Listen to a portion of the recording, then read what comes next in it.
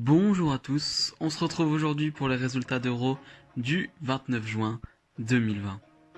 Et bien sûr, n'hésitez pas à aller sur mon Utip, voilà, juste regarder une pub ou deux, voilà, pour m'aider et pour aider cette chaîne. Merci d'avance.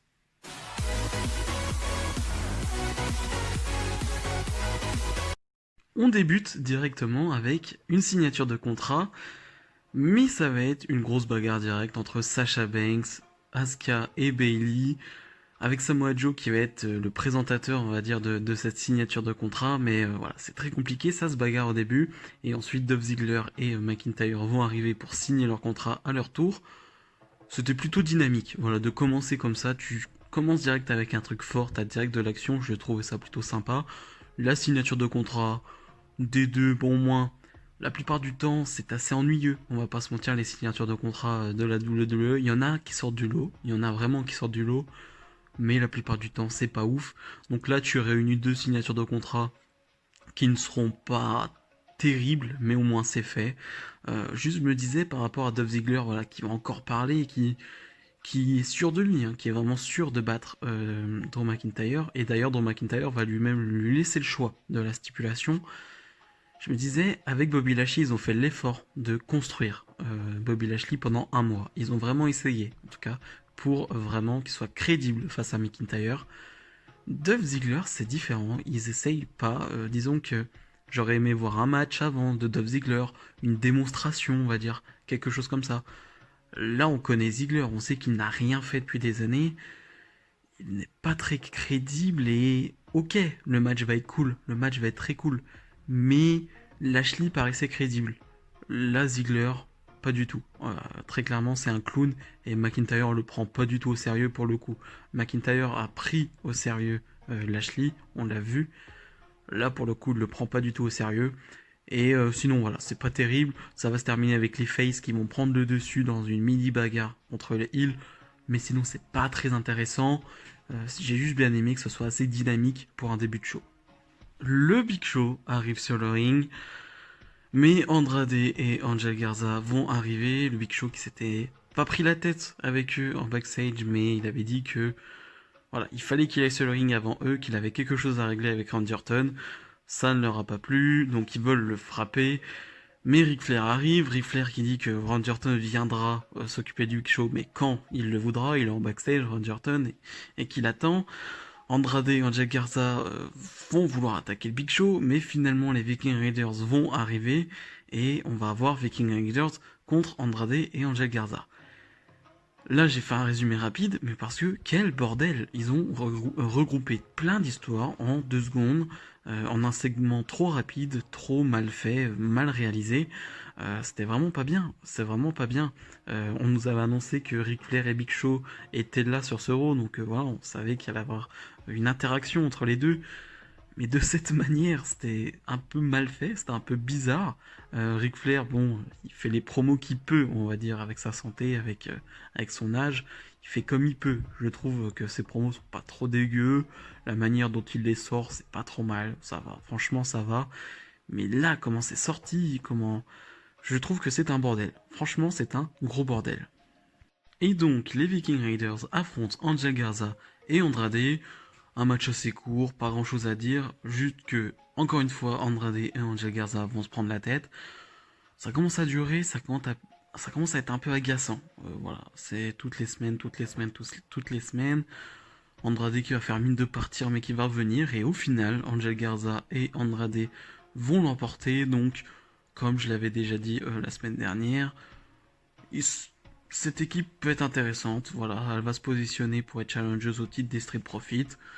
Et ça peut être intéressant. Maintenant, il faut que ça soit une vraie équipe et que ça arrête de se prendre la tête parce que ça peut être agaçant et ça l'est. Ça l'est à la longue, c'est très chiant. On veut une équipe solide, solidaire, voilà, une vraie équipe. Akira Tozawa défend son titre 24 sur 7 face à l'ancien champion R-Truth. Match très court et R-Truth va récupérer son titre. Il n'y a que ça à dire très clairement. Juste, voilà, R-Truth, il faut lui retrouver quelqu'un comme Drake Maverick. Voilà, faut lui trouver un truc très marrant comme ça l'était avec Drake Maverick. Il faut trouver ce partenaire, on va dire, pour le titre 24/7. Je sais pas si ça sera Akira Tozawa en ninja, je ne sais pas, mais en tout cas, il faut retrouver ce truc, il faut retrouver un second souffle, on va dire, pour ce titre 24/7. Promo de Seth Rollins avec Murphy. Terry n'est pas là. Rollins qui va nous parler de Rey Mysterio. D'ailleurs, on va voir Rey Mysterio encore une fois en visio avec Dominique. Rey Mysterio qui est toujours en visio, hein. Il n'est pas là depuis quelques semaines. Et voilà, ça tourne un peu autour de la même chose. Donc, ok, je comprends pas trop pourquoi on fait un peu le même segment que les dernières semaines. Et ensuite, t'as Aleister Black et Carrillo qui arrivent, qui vont défendre l'honneur, encore une fois, de Rey Mysterio. Et ça va nous donner un match. En fait, je trouve que toute la première partie que je viens de vous dire, elle ne sert à rien. Je trouve qu'il fallait juste mettre le match, en fait. Je trouve que c'était assez logique, vu les événements de la semaine dernière. On n'avait pas besoin de parler. Donc on a Humberto Carrillo et Aleister Black face à Seth Rollins et Murphy. Un excellent match. Franchement, c'est excellent. C'est un excellent match par équipe. Humberto Carrillo brille, je trouve vraiment que Humberto Carrillo brille dans ce match.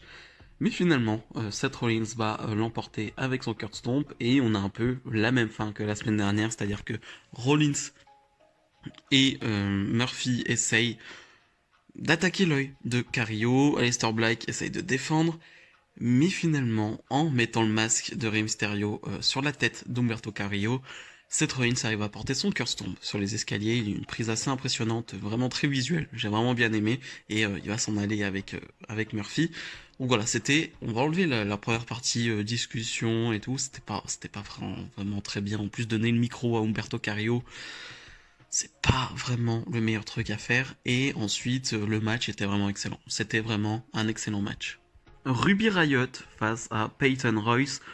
En backstage, voilà, c'était un peu pris la tête parce que Peyton Royce et Billie Kay, les iconiques, sont un peu moqués que Ruby Riott soit seul. Trop drôle. Et donc on a ce match, Ruby Riott qui avait été approchée par Lana qui est en train de manager Natalia et qui s'est approchée de Ruby Riott, mais pour le moment ça ne fonctionne pas. Et on a un match assez court entre Ruby Riott et Peyton Royce. Je ne sais pas si Peyton Royce est sous-estimé, mais je trouve que ces dernières semaines, j'en vois un peu plus d'elle parce qu'il y a eu des matchs en solo et même dans les matchs en équipe, je trouve qu'elle a vraiment brillé. Je crois que c'est le match à Backlash où il y a plusieurs équipes où vraiment, je crois que c'est la MVP quasiment du match hein, parce qu'elle est vraiment excellente. Et je sais pas si elle est sous-estimée, mais en tout cas, ces dernières semaines, je trouve vraiment qu'elle fait du bon boulot. Et là, sur ce match, c'est la même chose, elle fait du bon boulot. Et avec une intervention de Billie Kay, Peyton Royce va l'emporter. Mais voilà, on se doute qu'il va y avoir un truc avec Ruby Riott, Liv Morgan, Lana qui veut un peu manager toute cette division féminine. On va attendre de voir. Le Big Show face à Andrade et Angel Garza dans un match handicap. Andrade et Angel Garza qui bossent 2 fois ce soir, un double paye pour les deux. Et encore une fois, les deux, il va y avoir des mésententes. Et voilà, ils vont pas s'entendre. Qui veut entrer sur le ring, qui ne veut pas y aller. Et finalement, ça va leur coûter le match parce que Angel Garza va dire à Andrade c'est ton moment et va un peu s'en aller. Et Andrade va prendre un choc-slam et va perdre ce match. Donc les gars qui essayent de construire en équipe, hein, vraiment de nous faire une équipe, ils viennent de battre les Viking Raiders. Et ben ils s'entendent pas et ils perdent en 2 contre 1 contre le Big Show. Voilà, comment en une soirée tu peux être aussi incohérent dans ton booking. Tu fais gagner contre les Viking Raiders, mais tu les fais perdre en 2 contre 1 contre le Big Show. C'est incompréhensible.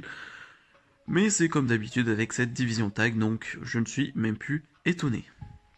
Apollo Crews, le champion des États-Unis, face à MVP. Mais avant ça, on a une promo entre tout ce beau monde. Est-ce que c'était vraiment utile de faire une énième promo? On a compris le but, on a compris tout le contexte. Pas la peine de nous rappeler tout ce qui se passe, de nous rappeler exactement les mêmes choses. Je ne comprends pas pourquoi cette promo, et en plus, encore une fois, on donne le micro à Apollo Crews, et forcément, c'est pas là où il est le plus fort, donc c'est incompréhensible, encore une fois. Et on a un match plutôt moyen, sans plus, j'ai envie de dire, et Bobby Lashley va faire une mini-intervention, ce qui va profiter à MVP, et MVP va gagner sur une Fisherman Suplex dégueulasse, l'une des plus pourries que j'ai vues, et donc il va battre le champion des États-Unis. Donc, encore une fois, ton champion n'est pas crédible. Et J'avais mis une stat sur Twitter, c'est que Drew McIntyre n'a pas perdu un match en solo depuis novembre 2019. Et c'est bizarre, c'est le champion le plus crédible depuis je ne sais pas combien d'années. C'est bizarre. Bah oui, parce que ton champion ne perd pas. Ça doit être pareil pour ton champion des États-Unis. Alors, pas encore avec la même grandeur, je suis bien d'accord. Mais il ne doit pas perdre, même avec une intervention. Drew McIntyre, avec des interventions, arrive à s'en sortir. Parce que c'est un champion fort. Là, Apollo Crews, au bout d'un mois de règne, première intervention, il perd. Face à MVP en plus. Face à MVP. MVP qui l'avait battu en plus, je crois, pour un match de qualification pour le Money in the Bank, dans un match très court, hein, Apollo Crews avait gagné.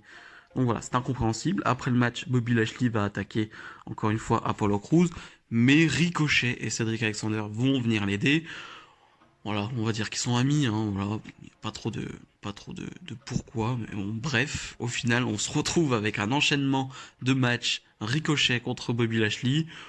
Match sympa, encore une fois, Bobby Lashley va dominer très clairement le match, mais on va avoir un super comeback de Ricochet, vraiment le comeback est super, et c'est dans ces moments-là que tu te dis que Ricochet c'est quand même quelque chose, mais bon on le sait, hein, on va pas le rappeler toutes les semaines, mais c'est Ricochet et on sait qu'on n'en verra pas plus, et au final Bobby Lashley va l'emporter avec sa full Nelson.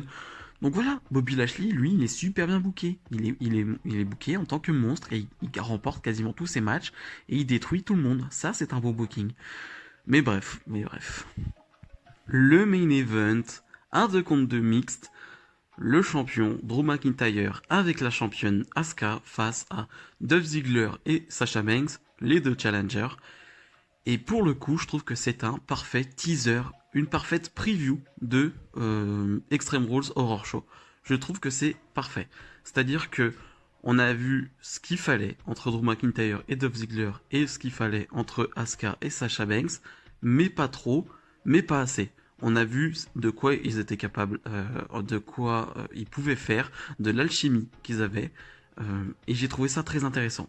On nous a montré un peu, mais pas trop. Donc j'ai trouvé ça très bien. Ça te met une petite hype pour Extreme Rules dans le sens où c'est excellent ce qu'ils font. Franchement, c'est excellent. Les duels entre Sasha Banks et Asuka sont excellents.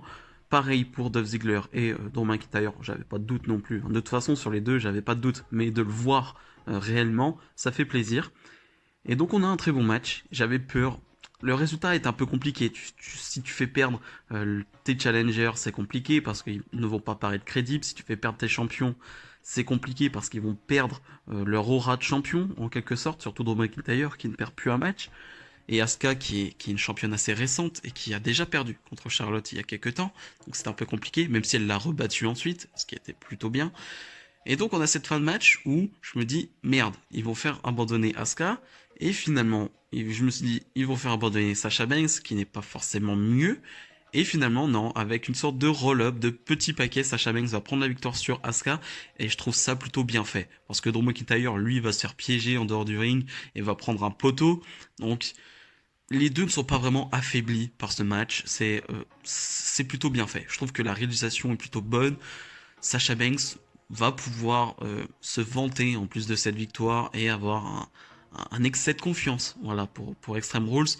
Mais pour Asuka, c'est un roll-up, c'est un petit paquet qui survient ou qui surgit après un match excellent. Donc franchement, pour le coup, c'est une défaite, mais c'est un 2 contre 2, c'est différent. Donc la défaite, là, je peux la comprendre.